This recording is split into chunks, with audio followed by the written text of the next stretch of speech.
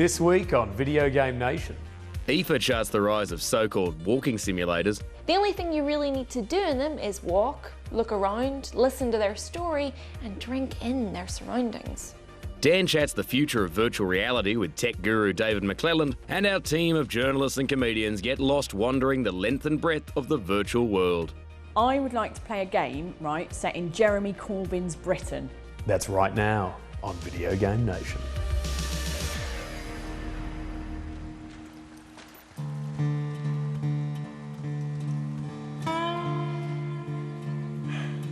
Hello television friends, hi Def, high five.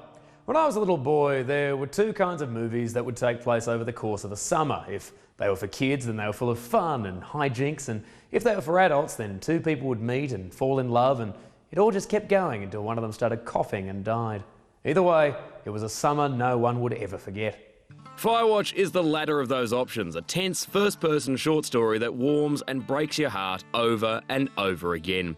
Set in the tinder-dry woods of Wyoming, you are Henry, a 39-year-old man whose wife Julia is suffering from early-onset Alzheimer's. Stressed and melancholy, you take a summer job spotting fires in a national park, where your primary contact is your boss, Delilah. Gosh, how'd they pick that name? Who you'll form a heady relationship with over your walkie-talkie. If this is sounding a little mushy to you, stop that. Firewatch is like a Stephen King novel. The first 200 pages give you all the information you need about the people involved, and the next 300 kill those people horribly, and in ways that you can only now really appreciate because they've become your friends. Leaving your post to scold campers for letting off fireworks leads to months of confusion, paranoia, insanity, moral greyness, and possible murder. Henry was emotionally vulnerable when he arrived in the park, but when unknown strangers target him, it's you who'll feel panicked and violated. So the hero is the 39-year-old man whose wife is suffering from dementia. Hasn't gaming changed? This is very mature for an art form not even remotely famous for emotional complexity. And yet the first-person format and crisp writing give dignity and reality to every character's suffering. Yes, your wife has dementia, but Firewatch doesn't try to make that a central mechanic. It's not some dumb wannabe retro 8-bit indie flash game where you turn up to rescue the princess and she freaks out because she can't remember your face because she hasn't seen you since the title screen. That's the general point I'm making. From the opening where, in text alone, you navigate through your marriage, from meeting Julia to buying a dog to figuring out your approach to worsening illness, this is a game about people. You could start the game as a sad man who tried his best, or a selfish fool shutting out his increasingly ill wife in an effort to lose her forever. Henry isn't a hero, he's a protagonist. There have been damaged lead characters before, but usually they have a gun which fixes everything, or a phone which fixes everything, or it's heavy rain which couldn't be fixed. It's terrible. But things aren't completely miserable. The voice acting is colourful, the script is witty, and the painterly art style gives Henry's world an appealing orange glow. There's more than a splash of Pixar to everything, from the pleasing-looking forest, no bugs or dirt here, to Henry's cartoonish body and stubby fingers. If the art were realistic, would everything be as emotionally affecting? I say, no, we already live in the real world. If you wanted to be sad and outside, you could probably just go outside. So, I asked the panel, what do you think of Firewatch's art? I really like it. I think it looks gorgeous. I think there's more and more games like that now, like that and No Man's Sky coming, and things like Journey as well that we had a couple of years ago now. It's nice because I think we got to a point a few years ago where, because we could start to make graphics look quite realistic, that was the big thing. But now we've had that, although, you know, they still can't work out mouths and eyes, but games look pretty realistic now, so we're not as impressed by that. So now it's nice because you're seeing designers actually try to make more interesting creative choices, make more visually interesting games, and I think that's a great thing. Oh, it's just lovely, isn't it? It's just really, really pretty. It's almost like someone mixed Team Fortress 2 and No Man's Sky. You know, it's got that chunkiness and then the really bold colours. It's a fantastic looking game. I quite like the way Firewatch is sort of pulling it back a bit and making it a bit more simplistic, and I think that's quite interesting. You know, it's like when the Impressionist painters, like Van Gogh, for example, everyone was doing these really detailed photorealistic drawings, and he was like, well, I can't do hands, so I'll just do some blobs and flowers, boom. It's the same, isn't it? It's like that. I've called Firewatch a short story, and for good and ill, that's exactly what it is. It's one mode of play is divided into days, so time doesn't pass until the story decides it does, which is almost always with a great narrative twist or beat. So you have a riveting little yarn about a bloke in the woods. And when you're walking around, as long as you're following the directions given, the game skillfully reveals locations and items at precisely the time it wants to. The downside of this is Henry sometimes won't report interesting information until the script decides it's relevant. At its best, this makes him feel incoherent and murky. At worst, it's just a bit frustrating and contrived. But with skillful direction and a playtime of 4 to 5 hours, this is one of the few games I've played where I haven't minded following directions. And it's also one of those rare next-gen titles where I haven't just run off and beaten something to death when I got bored. In the game. I couldn't do that even if I wanted to, but that's not a weakness, though sometimes all this leading to a fixed point is backed up with rocks you could clearly jump over, and that cardinal sin, invisible walls. Yeah, you can have a believable, grounded, morally complex set of characters, but you still can't jump over a knee-high bush unless the story says you can. Nothing's changed since the original Pokemon.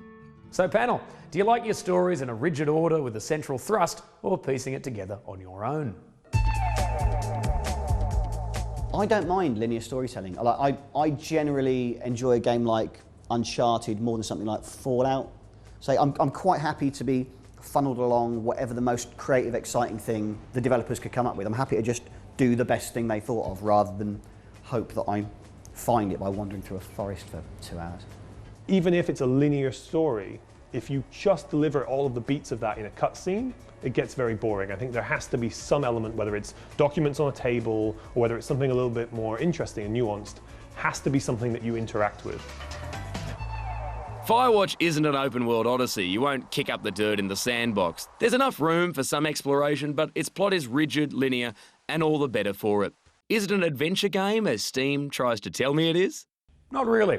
There's no escapism or fantasy here. It is an adventure, but it's more of a slice of life. Don't expect backflips. If Henry could backflip, it'd only be so that he could catch his tears back in his own eyes. So Firewatch is a novella in game form. It's the logical evolution of the interactive movie, which was a maligned genre in the mid-90s due to a universal lack of playability. But by involving the player directly and discarding all pretense of being a film, Fahrenheit, Heavy Rain and Beyond Two Souls were all more concerned with being cinema than using it, we get a sleek little tale. If it were a book, we'd get more of Henry's inner thoughts. If it were a movie, we'd get more scenery. As a game, Firewatch feeds us just enough information to project our own thoughts onto what's happening, and just little enough to keep the mystery a mystery. Firewatch is tense, funny, believable, heartbreaking, sad, wry, wise, atmospheric, and terrific. And now here's Aoife with the rise of a genre that's using very simple mechanics to tell very big stories. When is a game not a game? This isn't one of those if a tree falls in the woods and no one's around to hear it, does it actually make a sound sort of rhetorical question. I genuinely want to know. See, over the last couple of years, there's been a rise in a genre that for ease of discussion we'll call the walking simulator. I don't think that's a particularly fair or even an accurate title, but bear with me. These are the games that don't feature any real kind of combat or complex mechanics or even a fail state like dying as a result of doing the wrong thing or not having lightning quick reactions. These games, which include Dear Esther, Gone Home, Proteus, Everybody's Gone to the Rapture and most recently Firewatch, are all about discovery. The only thing you really need to do in them is walk, look around, listen to their story and drink in their surroundings. And what surroundings! Everybody's Gone to the Rapture was an eerily perfect recreation of an English country village. Gone Home was an intense exploration of a creepy and inexplicably empty house. And Firewatch wants so dearly for you to appreciate its environment that it added a camera function where you can actually request to have the in-game photos developed and sent to you in real life. Being able to wander around the Shoshone National Park or the abstract world of Proteus, there's something so relaxing and yet irresistibly intriguing about it. And a lot of people feel the same way, it seems. There's been an increase in these exploration-heavy titles in the last 2 or 3 years, and the quality of their environmental storytelling and deliberate pacing seems to get better with every new release. Awesome, right? But let's talk about that whole game, not a game thing. It's a pointless argument, but one that many people have tried to make. The only way someone can really define what a game is to describe a game they've already decided meets all of their arbitrary criteria, and thus exemplifies what this game isn't or shouldn't do. Surely the fact that games are getting more and more diverse, and therefore a lot harder to neatly define, is a good thing. And it's okay that not everyone who describes themselves as a gamer will like this kind of game. I mean, not everyone who describes himself as a film buff is expected to like every kind of film, and not everyone who's a bookworm is supposed to like every kind of literature. So why do we keep insisting that all games are measured with the same yardstick? Of course, people who buy games should be aware of what they're getting, and so a game that is just an hour long probably shouldn't be the same price as something like, say, Fallout 4 or The Witcher 3. But there are factors to consider. There was a user on Steam recently that had bought Firewatch for $18, and they took issue to how different it is to your typical game, specifically referencing its length, and saying that though they had finished and thoroughly enjoyed it, they were tempted to take advantage of Steam's refund policy, whereby users can request a refund of a game provided they've played it for less than a couple of hours. Firewatch's artist Jane Ng wrote an extremely classy response that persuaded the user to keep his digital copy, but it still highlights the issue that how we quantify and value games is changing. Yet it still doesn't change the fact that the reason these games are becoming so popular is because they are different. Maybe it's the pacing, or the fascination with telling a good story, or the knowledge that you don't have to constantly be on the lookout for something shooting at you, but like a good walk in the park, there's something really refreshing about that change of scenery. So walking simulators might not be for everyone, but you know what? That's okay, neither are shooters or 200-hour-long RPGs. They're games that you can pick up, immerse yourself in, and let their story transport you to another place. And there's nothing wrong with that. Back in a bit. Tweet at us at #VGN, like the Video Game Nation Facebook page. Don't get lost during the ad break, and we'll see you in just a minute. Is that a dragon? Is that a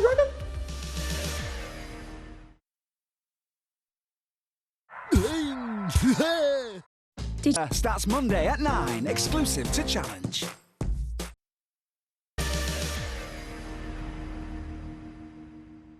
Welcome back. What is it about a big map that makes us want to explore each and every facet of a large virtual world? Well, I don't particularly, but then the things that I like to explore can't be discussed on this, a family program. Luckily, the panel are all huge Easter egg hunters, and here they are to unleash their inner pioneers. I think exploration in gaming is so compelling because it's the fact that you just get lost and it is pure escapism. In the real world, you're very constricted in what you can do most of the time. Like you get up, you have to go to work. At the weekends, you might get a chance to walk around a National Trust property if you're that way inclined. But there's very little in our real lives in the sense of actually being able to get out there into the wild yonder and really lose ourselves. Where in video games, you have this encapsulated experience where you can just sit in your living room, not have to do anything, not have to buy an expensive pair of walking boots, not have to get slightly out of breath, but you still can explore these vast worlds. I love the fact that you can kind of get transported in a game to a whole different world that you don't necessarily see out your window. I love it. I mean, the fact that like games like Skyrim where you can go on adventures and then before you know it, like you've been playing for 5 hours, sitting in your pants, you're over encumbered and you're trying to find your way back to the nearest town. It's brilliant. It transports you and you just forget about reality and you're transported into this new kind of virtual reality. There's just something about, you know, the thrill of like being in this world that might be completely different to our own, or perhaps just a more beautiful or a more dangerous version of ours. But, you know, just being on your own in that world and being able to explore it, and you don't know what's going to happen next. And, you know, sometimes you might see something really stunning or really horrifying. And that's what makes exploration games fun. Probably Skyrim or Red Dead Redemption, probably be my favourite games to just go off and explore. They both have like a sort of beautiful melancholy to them as you walk around, like Skyrim in particular. The land of Skyrim is just is magical in the Elder Scrolls games to me. I mean, that one in particular, I mean, I played Morrowind and I liked that game, but Skyrim to me just had it all. I mean, I'll just be walking around and all of a sudden, is that a dragon? Is that a dragon? And then he's come for me, he's come for me. And all of a sudden, you're in the middle of a fight with a dragon, and you just wanted to go to the shops. Talon 4 in Metroid Prime is fantastic because you have the scan visor. It's one of the first games where you can sort of go through the world and every single thing you see, every creature, every little relic, you can scan it and then you can find out like a log of all the information. And it's just so brilliant at building this world. You know, you walk into a space for the first time and it's completely unknown to you, but then you scan it all and suddenly you get all this lore and all this history and you really feel the weight of what this place used to be. Just travelling around Los Santos and the countryside around that city, it's so immersive. It gives you such a sense of place and experience that yeah, nothing else really comes close, I don't think. I would love a game that actually was of really high production value, that was really beautiful, that would actually give you an ocean to go explore and go really down and find out what's down there, because there's so much amazing alien stuff that is real and exists on our planet. It's just, you know, it's down below, and I'd love a game to give you access to that. I'd like to see more games based on dreams and exploring people's dreams and stuff like that, because you get so many fun stories and so many kind of fantastical tales that people tell you, like, bro, you never guess what happened to me this morning yet? And then they tell you the little story about their dream and it's like, wow, I'd love to see that. I would like to play a game, right, set in Jeremy Corbyn's Britain, right? So the minimum wage is like £15 an hour and there's no nuclear weapons, and like they've turfed the Queen out of Buckingham Palace and just turned it into a massive Wetherspoons. That'd be brilliant. For me, virtual tourism, I'm genuinely quite excited about, because there's a lot of places I can't afford to go to or have the time to go to, and the idea that you can sort of immerse yourself in different locations you might not get to go to, not even just like on land, but you know, in the sea or in space. What a time to be alive. Firewatch joins other recent games like Everybody's Gone to the Rapture and The Witness that strike me as perfect virtual reality material. They all look stunning, share an appreciation of natural beauty, and move at a gentle, measured pace. More importantly, they create worlds that I want to lose myself in completely and explore every nook and cranny of, while my body slowly atrophies away in the real world. Sadly, translating games like these into workable VR experiences is far more challenging than some might think. Not only are there considerations regarding optimizing controls and how to stop players vomiting into a bucket, but there's also the matter of hardware. And with so many variants of head-mounted displays about to hit the market, including Oculus, Vive and PlayStation VR, developers are finding themselves having to commit to the format they think will reach the widest audience. Now, here to help me make sense of the many marvels and pitfalls of VR games and hardware is tech journalist David McClellan. David, thank you so much for joining me. Thank you. So, as I've been talking about, one of the challenges of VR hardware, that people seem to think that they can take an existing game, specifically first-person experiences, just drop that into VR and everything will be fine. But that's not really the case, is it? Doesn't work. I mean, I think there are two main challenges for developers in a way. There's the hardware platforms, and whether they are performant enough to be able to keep up with the VR experiences that developers are trying to create. And also there's lots of different platforms as well, whether it's Oculus, Vive or PlayStation VR or mobile VR as well. But then, as you allude to, there's also the software challenge as well. And really, when we're talking about VR, it's a different vocabulary. It's a different language that I don't think developers or even us as gamers actually know yet. It is this kind of frontier land. So more than ever before, developers are having to test, and it's not, you know, testing to find glitches or to find quirks in your gaming engine or in whatever world you've created. It's to test to see whether stuff fundamentally works. So there are so many challenges, from hardware, from logistics to actually we don't know what content works yet in VR. It's very exciting, but as a studio there's a lot of risk involved in it as well, because you need to invest a lot of time, a lot of money to create a decent experience, yet at the end of it you just don't know if it's going to work. I mean, how do you see virtual reality benefiting these sort of slower paced, more kind of exploratory experiences? It is that curiosity, human curiosity. It is exploration. I think the reason that virtual reality works very well in those experiences is because when we're playing games on a normal screen, for example, it's almost a projection, an avatar of ourselves that's kind of different to us. So some of our innate human instincts kind of get lost in that distance. When we have presence, when we're immersed, it is more often than not, and this might be another bit that changes as VR develops, it's us in that world. So we're much closer to our emotions, we're much closer to our instincts as well. And instinctively, we like to explore. Now, it might be that there's a sense of novelty. It's like, hey, I'm in a village in Shropshire. Brilliant, let's explore, let's pick up rocks, let's look behind walls. I question whether we would do that in real life to the same degree, and whether it's just because there's the novelty of VR that encourages us to take a little bit more time and a bit more care. But, while the instinct's there, let's celebrate it. Let's see where it takes us next. One of the other things that the Vive in particular brings is also a degree of freedom of movement. Most VR experiences have to be quite static. Oculus and PlayStation VR, you really are sat where you are and you can stand up, sit down maybe. But Vive has these added sensors that allow you to actually move around the environment a little bit. Do you think that actually will contribute to the sense of immersion, or do you think it actually could make things slightly more disorientating almost for people if they're stood in their living room and suddenly they think they're stood in the middle of a giant art gallery or on the prow of a ship or on the International Space Station? Look, you remember when the Wii first came out, when we had full vision and we were holding, a little controller and a nunchuck. We still couldn't help ourselves from, throwing them at the television and bumping into the furniture, let alone when we've got a virtual reality headset. And I certainly don't have a big enough living room to be able to walk around it without crashing into things. So I think there are definitely some practical limitations there. I live in London. I do not have space for more than a 32-inch TV in my living room.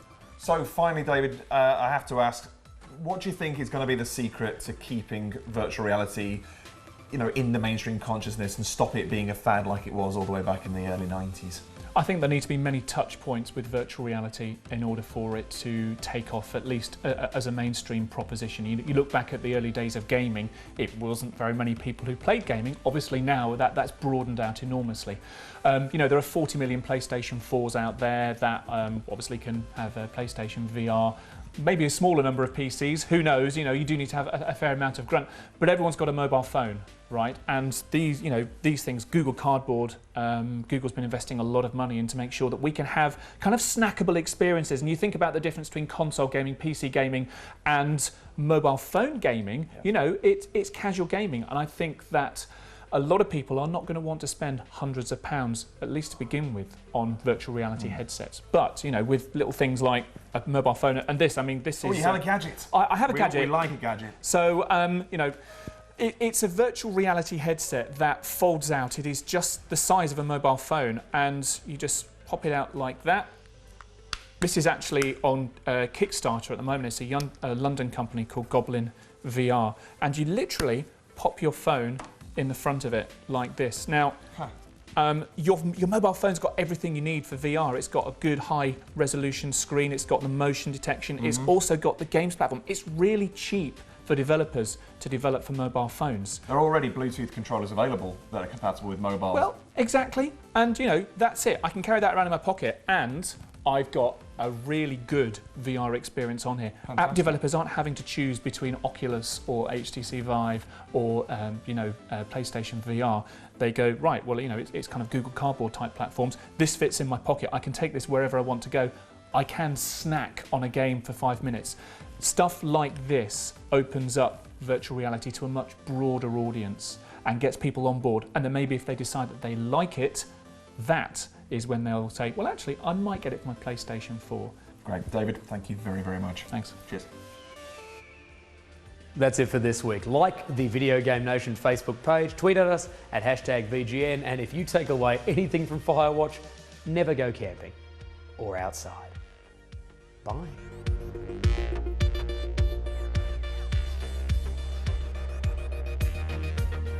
Tonight at 8 here on Challenge, slogan t-shirts and men who've spent a little too long in the shed tinkering. It's Robot Wars.